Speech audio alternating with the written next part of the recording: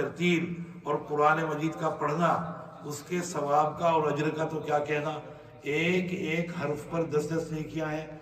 लेकिन अगर कोई कुरान मजीद को सामने रख कर बैठ जाए और उसको इसी वजह से ज़ियारत करे और देखे कि ये मेरे रब का कलाम है, इबादत है।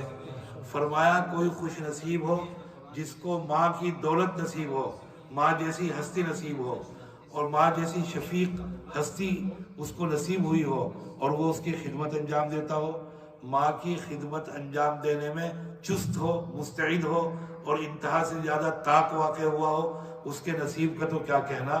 लेकिन अगर कोई माँ के वो सामने बिठाकर या माँ के सामने बैठकर माँ का चेहरा देखे और ये तसव्वुर करे कि ये मेरी माँ है, इसका देखना ही इबादत है। भाई आप इस हदीस से समझे कि जो तकद्दुस, जो अजमत और जो रफ़अत खाने काबा को हासिल है, कुरान मजीद को हासिल है, वो अजमत माँ के चेहरे को हासिल है।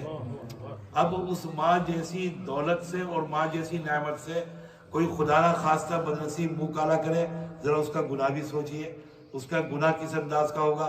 अब सुनिए, फरमाया नबी करीम सल्लल्लाहु अलैहि वसल्लम ने, माँ के साथ मुंह काला करने में जितना गुनाह है उससे 26 ज़ायद दर्जा गुनाह सूद खाने में है। जितना गुनाह सूद खाने में है, आपने फरमाया उससे 26 दर्जा ज़ायद गुनाह गीबत करने में है। किसी के पुष्ट के पीछे एक हदीस में है, जनाब नबी करीम सल्लल्लाहु अलैहि वसल्लम तशरीफ फरमाए अपने काशाना अक़दस में, अपने मकान में। अचानक एक अंसार की औरत आई जो अपने कद के एतबार से, अपनी हाइट के एतबार से नाटे कद की थी, छोटे कद की। वो आई, नबी करीम सल्लल्लाहु अलैहि वसल्लम से कोई मसला पूछा और उसके पास वापस जाने लगी। तो जब वो वापस जा रही थी तो सैयदा आयशा रज़ियल्लाहु ताला अन्हा ने अर्ज़ किया या नबी करीम सल्लल्लाहु अलैहि वसल्लम से, या रसूलुल्लाह इस तरीके पर जा रही हैं जैसे मेरा ये अंगूठा, यानी उनकी पस्त कामती की जानिब, उनके छोटे कद की जानिब इशारा किया। हज़रत आयशा ने, नबी करीम सल्लल्लाहु अलैहि वसल्लम का चेहरे अनवर का रंग बदल गया।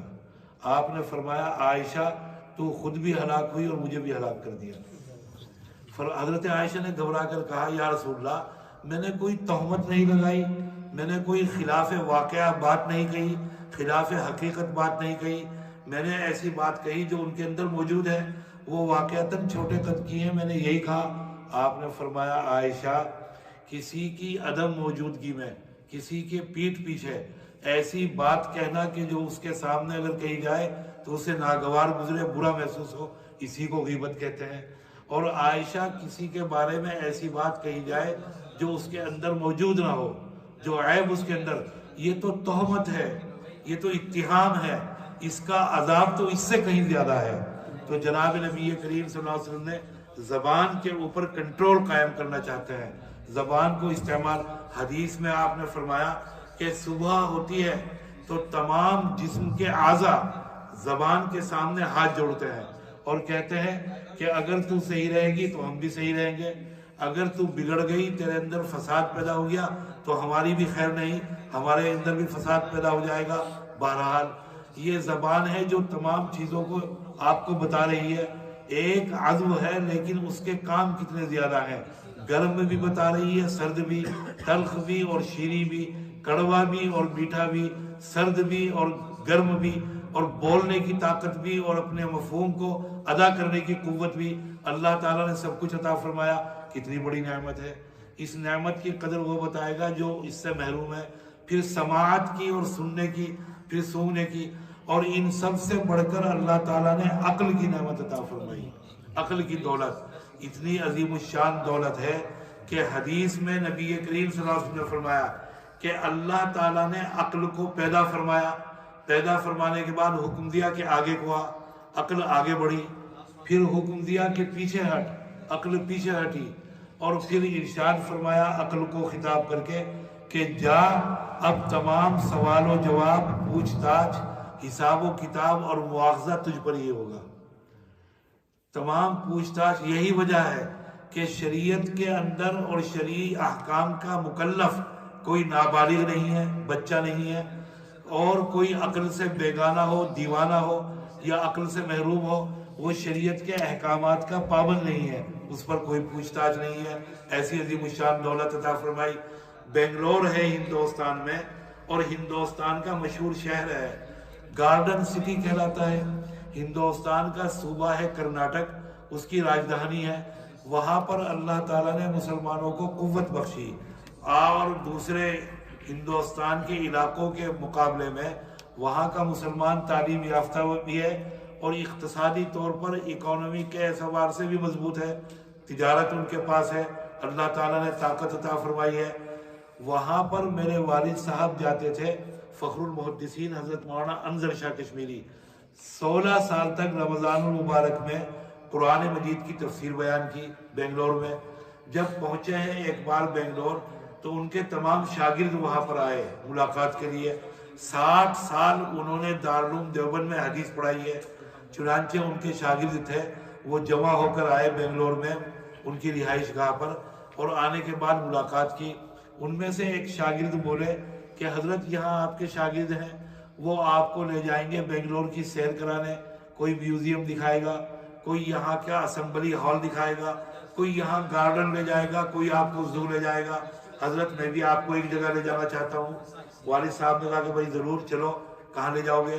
कहने लगे कि हजरत मैं मेंटल हॉस्पिटल में मुलाजिम हूँ, पागल खाने में, यहाँ के सरकारी पागल खाना, मैं वहाँ आपको दिखाना चाहता हूँ कि यहाँ की ज़िंदगी कितनी अजीब व गरीब है, यहाँ कैसे लोग रहते हैं और क्या अंदाज है, ज़रा वो भी चल के देखिए।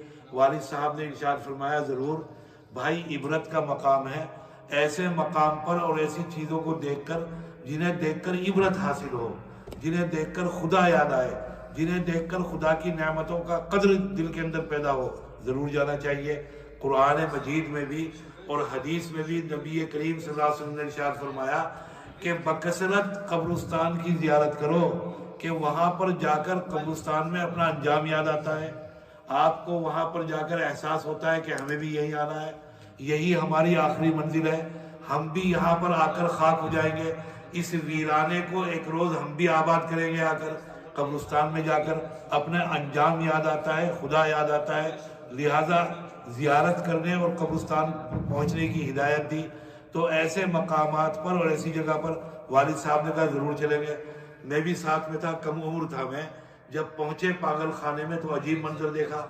2 साल के बच्चों से लेकर 90 साल के लोग तक, बूढ़े थे, जवान और बूढ़े और अधेड़ उम्र और औरतें। एक लड़की को देखा, इंतहा से ज़्यादा खूबसूरत गैर मुस्लिम लड़की, बिल्कुल जवान लड़की, लोहे के एक पिंजरे के अंदर उसे कैद किया हुआ था, बंद किया हुआ था, और उसका पागलपन ये था कि वो टहल रही थी पूरे 1 सेकंड के लिए।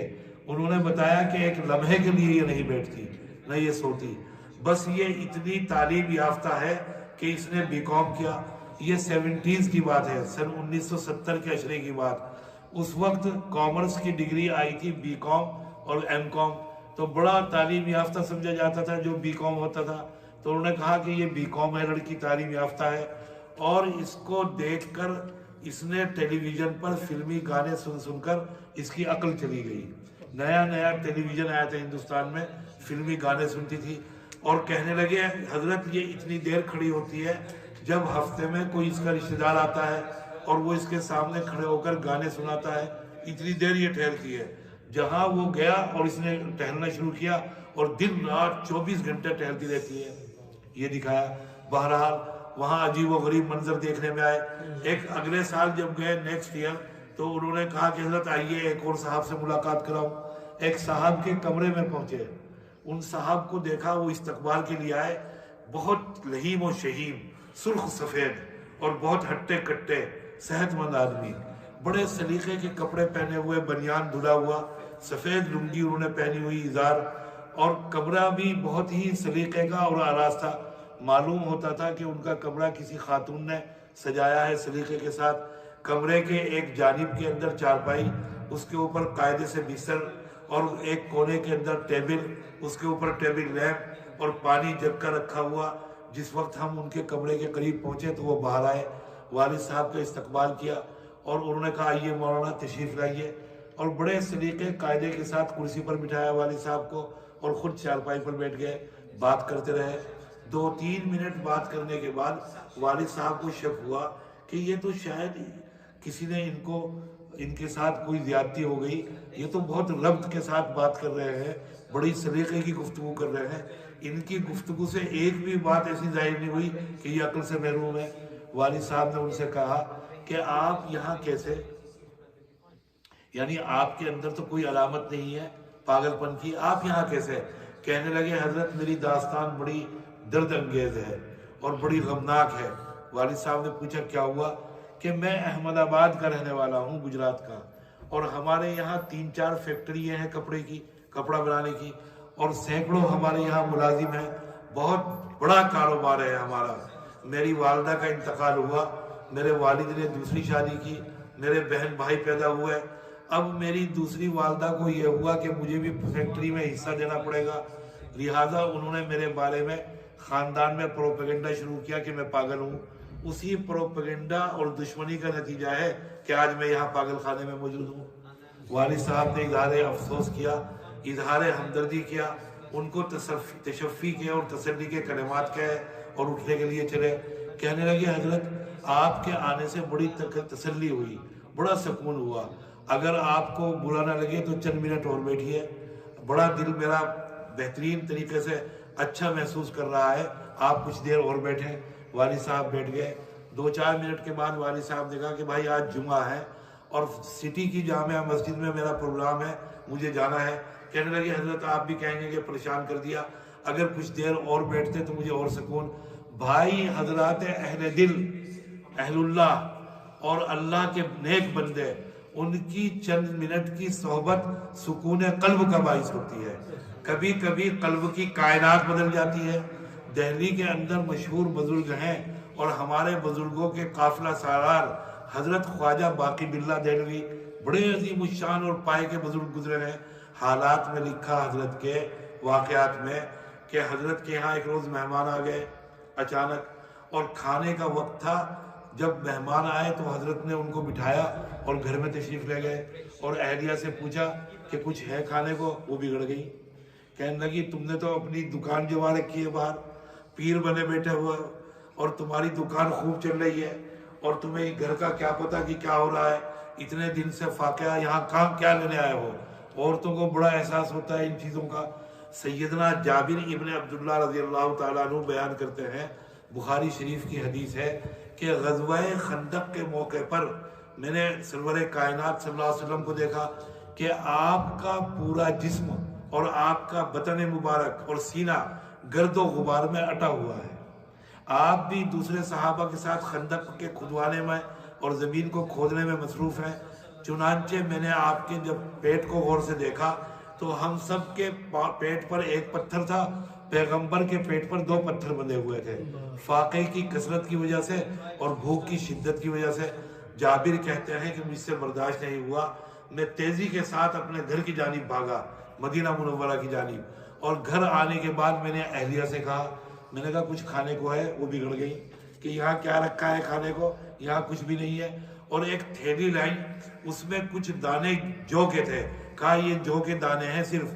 तो जाबिर कहते हैं मैंने कहा कि देखो तुम जौ के दानों को पीसकर और आटा तैयार करो, और एक छोटा सा बकरी का बच्चा है घर में, मैं उसे ज़िबा करता हूँ, गोश्त तैयार करता हूँ, उसे सालन तैयार करो। और पैगंबर को मैं इस हाल में देख कर आया हूँ कि आप शदीद भूखे में और फाके की हालत में हैं।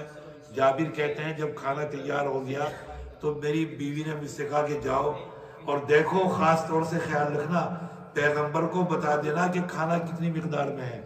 ऐसा ना हो कि आदमी ज़्यादा आ जाए और फिर बेइज्जती हो, घर में खाना कम पड़ जाए और लोग ज़्यादा हो, तो पैगंबर को बता देना कि बस इतना खाना है कि आप खा लें और आपके साथ ज़्यादा से ज़्यादा 1-2 आदमी और। जाबिर कहते हैं मैं पहुंचा वापस, और खंदक के मैदान में मैंने आपके पास बुलाकर आपके कान में कहा चुपके से, नबी करीम सल्लल्लाहु अलैहि वसल्लम के, और अर्ज़ किया या रसूलुल्लाह खाना है, बहुत थोड़ी मिकदार में है, बस आप या ज़्यादा से ज़्यादा आपके साथ 1-2 और चलिए और खाना खा लीजिए। आपके लिए खाना तैयार किया है। आपने ये सुनना था कि आपने बावाज़ बुलंद तमाम साहबा में ऐलान कर दिया कि चलो लोगों, जाबिर के घर में दावत है। जाबिर कहते हैं कि ये सुनने के बाद मेरे पाँव तले ज़मीन निकल गई कि अब क्या होगा, जो कुछ होगा होगा, अहलिया का